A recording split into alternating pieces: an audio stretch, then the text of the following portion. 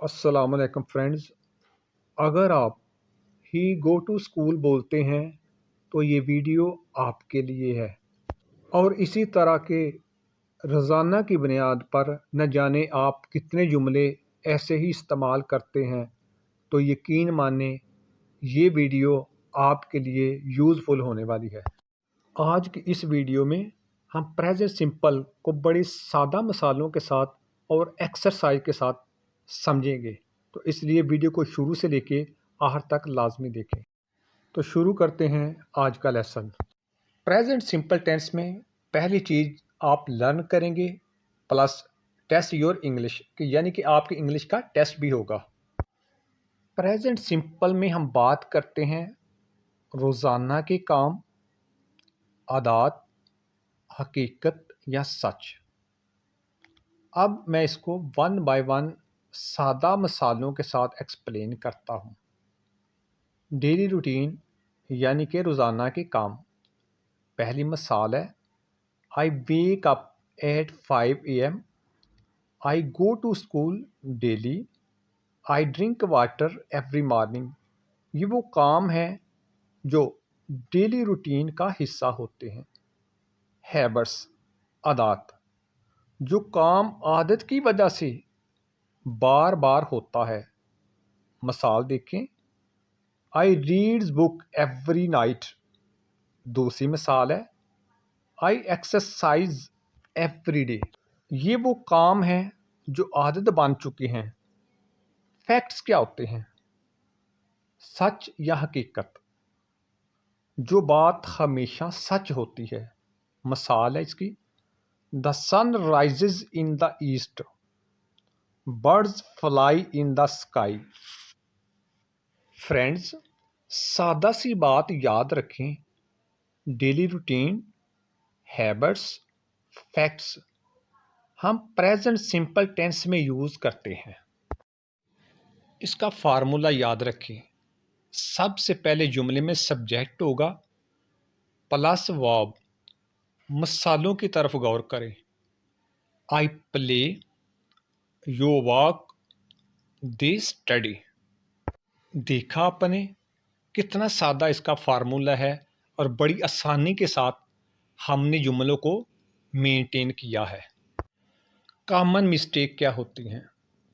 जैसे अक्सर लोग कहते हैं, इसमें स्टूडेंट की तादाद भी बड़ी होती है, वो भी ये इस्तेमाल करते हैं, ही गो, शी गो। इस तरह सही जो इसकी प्रोनाउंसिएशन है, जो करेक्ट जुमला है, ही गोज़ या शी गोज़। अब यहाँ से आपकी इंग्लिश का टेस्ट स्टार्ट होता है कि आपने कितनी तैयारी की है। Question, he belong to school every day. 3 option है, यानी कि 3 हमारे वर्ब्स हैं। A go, B goes, C going.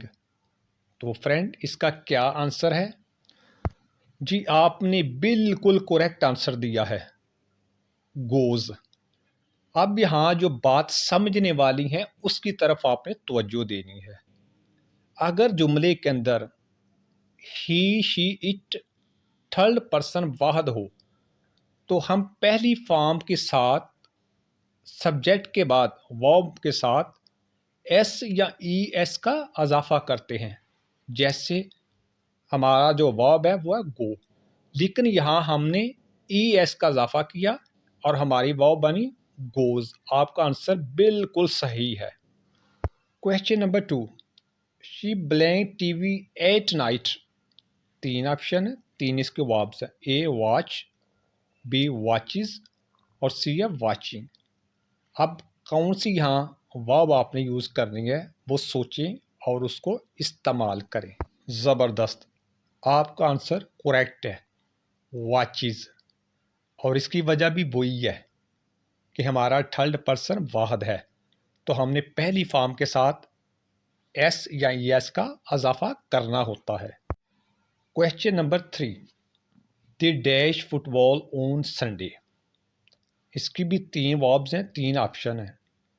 Pledge, play, playing.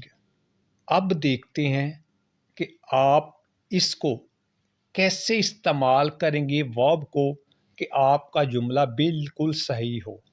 जी सोचिए और इसकी जो फॉर्म है करेक्ट वो पुट करें। ये हुई ना बात, करेक्ट आंसर है प्ले। अब इसकी वजह भी जान ले। हमने स्टार्ट में बात की थी अगर हमारा थर्ड पर्सन वाहद ही शी इट हो तो हमने पहली फॉर्म के साथ जब वर्ब इस्तेमाल करना है तो एस या ई एस का इजाफा करना है। लेकिन इस जुमले में हमारा जो सब्जेक्ट है वो थर्ड पर्सन नहीं है, तो इसलिए हमने पहली फॉर्म ही इस्तेमाल की है। रिमेंबर, जो चीज़ आपने अपने माइंड में रखनी है बस अब उसको समझ लें। डेली रूटीन में जो भी आपका शामिल होगा, जो सेंटेंस आप बनाएंगे, अगर ही शी इट या नाम आ जाए तो पहली फॉर्म के साथ आपने एस या ई एस का इजाफा करना है, यानी बेस वर्ब होगा और उसके साथ एस या ई एस आपने लगाना ही लगाना है। इस चीज़ को आप समझ लें।